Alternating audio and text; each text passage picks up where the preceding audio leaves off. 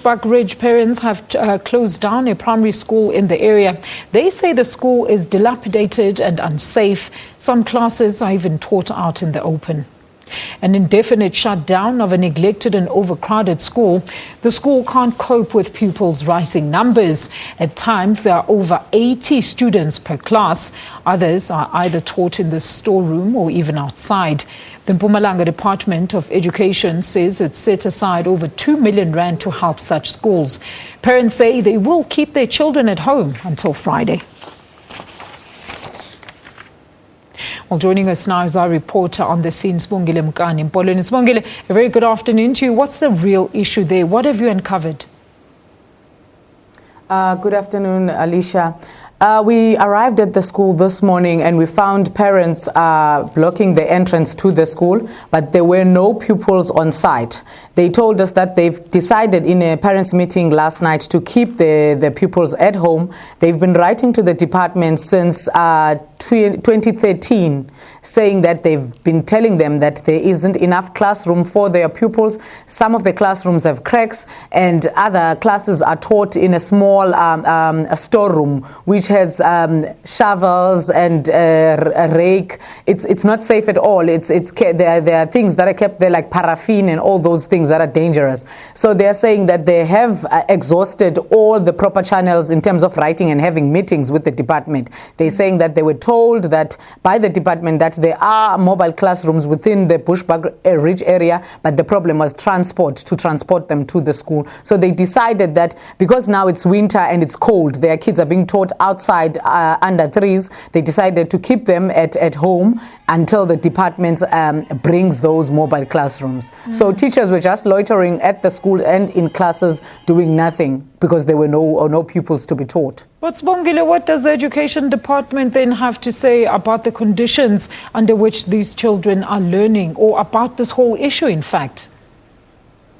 The department says it has been in talks with the parents and the provincial department. That is, it's saying that there are procedures and proper procurement procedures that have to be followed. They are already in that process of procuring a service provider to go and collect the mobile schools the mobile classes, I beg your pardon, at other schools to bring them to this school. So they're saying that there was just a miscommunication between the parents and other members of the department, which are based in BushbuckRidge, but they're promising that by Friday the school will have those mobile classes. Sibongile, what else can you tell us about this impasse at the schools there?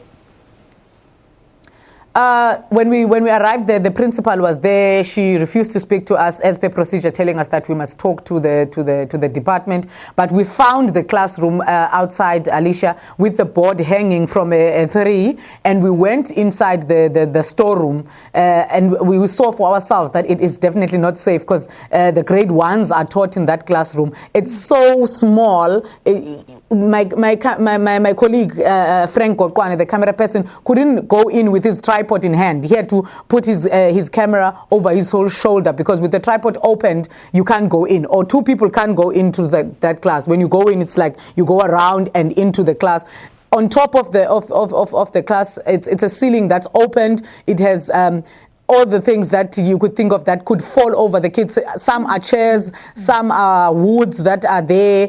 It's just a mess. The classroom is not a proper place. It's not safe at all, which is what the parents are saying. Also, in Mpumalanga, there is a problem of snakes. There are lots of snakes. They are saying that their kids are being taught under these bushy trees, under trees. Snakes could fall off from those, and there's dust there. When it's sunny, they have to first put water, dampen the ground so that the kids can be taught there. And now when it's winter, they have to bring blankets to be taught under those trees.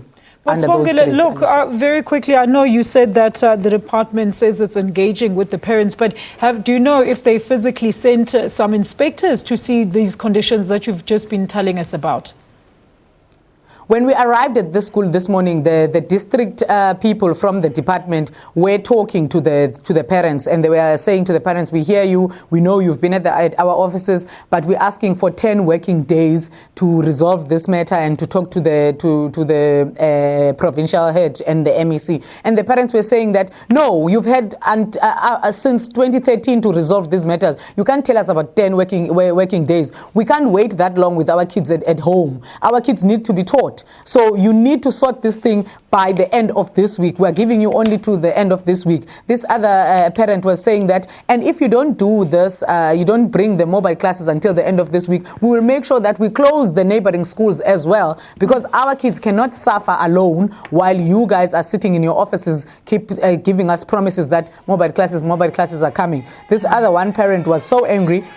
He even referred to the issue of Vuwani, saying that in Vuwani, these are the reasons that people are banning schools. They could be doing the same, but those parents were so organized and so peaceful that they were asking other parents, no one must ban anything. We don't want tires. We don't want anything. We want to talk to these people. And they had placards saying that we want education. Our kids must not be taught at under threes. So they had a peaceful march, but they were not allowing anyone to go inside the school. And they are saying that on Friday, they'll be back at the school to inspect if those mobile classes will be at the school. And so are we, as the SABC, will go back there to see if those classes have been delivered.